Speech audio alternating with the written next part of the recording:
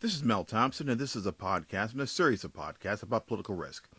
Today we'll be discussing Brazil, and in particular, the Brazilian laws that pertain to political risk in certain areas.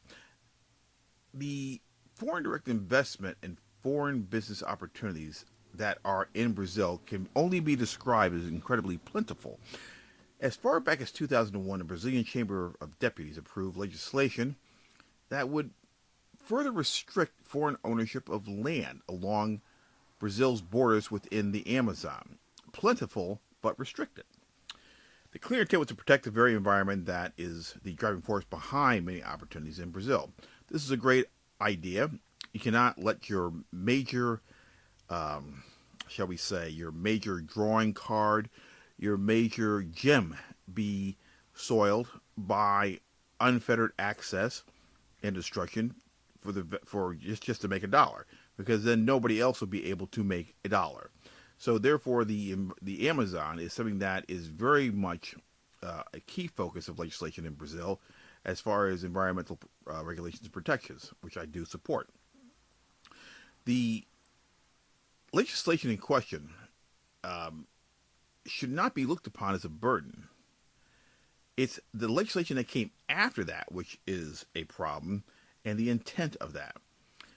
For example, if you look at the August 2010 opinion by the Brazilian Attorney General that limited foreign agricultural land ownership, you will also then be um, more or less obligated to look at another one that was in August of 2013, published by the National Land Reform and Settlement Institute, which sets forth new rules covering the purchase of Brazilian land by foreigners. In other words, you go from the Attorney General, which gave an opinion, and then this Land Institute was clearly using that as their guidepost. And this has now turned out to be something a little bit more, shall we say, robust and above and beyond protecting the Amazon.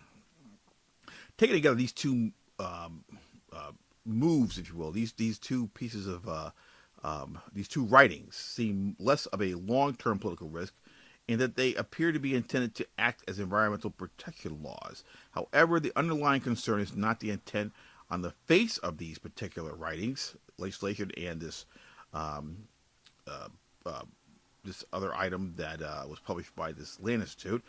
The problem and the concern is how it is later going to be applied to foreigners, foreign direct investors, and businesses. Is it going to be applied in a manner that is actually designed to protect the Amazon, or is it going to be designed, or is it going to be implemented in a way that is going to cherry pick opportunities and give the best ones after they've been discovered and highlighted to people who are more or less in in good, if you lack of a better term, in good with the political powers that be. Let's not be fools. This happens all the time. People have friends. People in politics have friends. Their friends get advantages that you will not get.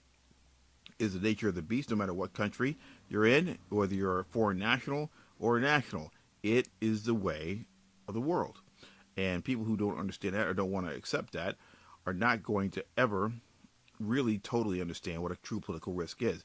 You need to understand the truth before you can understand what the facts are. And to understand the intent and potential applications of laws, rules, and regulations that are not what they appear to be, a political risk analysis must look at prior laws, rules, and regulations and their application to the same market in question. A historical and biographical look at these types of laws in Brazil would give you a pretty good idea of what's going on here. A pattern of steadiness with certain changes that keep up the technology or global economics is not the political risk you are seeking. The true political risk is how they are applied, the new rules, regulations, and laws that are applied to this particular situation and concept, not the overall fact that these laws have been on the books for a long time and they are enforced. How are they applied?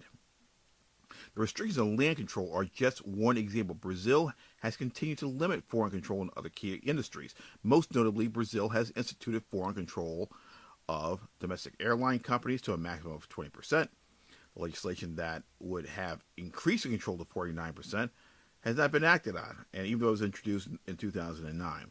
So the overall issue here is implementation and application of laws. Just because something looks good, even to people who are environmentalists. In other words, in this case, laws that restrict the purchase and control of lands that either abut or are actually in the Amazon for obvious environmental reasons, those laws may not be applied in a way that is there that where the true intent is there. In other words, what they seem to be are not what they actually are. So before you start looking into things in places like Brazil or any country as a foreign direct investor or a company, understand the political dynamic. Is this so good that the application is going to exclude me after I've already established and shown that this can be profitable? These are the areas where insurance is absolutely 100% key. Bilateral investment treaties that protect foreign direct investors and companies are absolutely key. And in putting into contracts clauses that internationalize the project so that the application of international law will govern the overall application as interpreted by the host country. This has been Mel Thompson.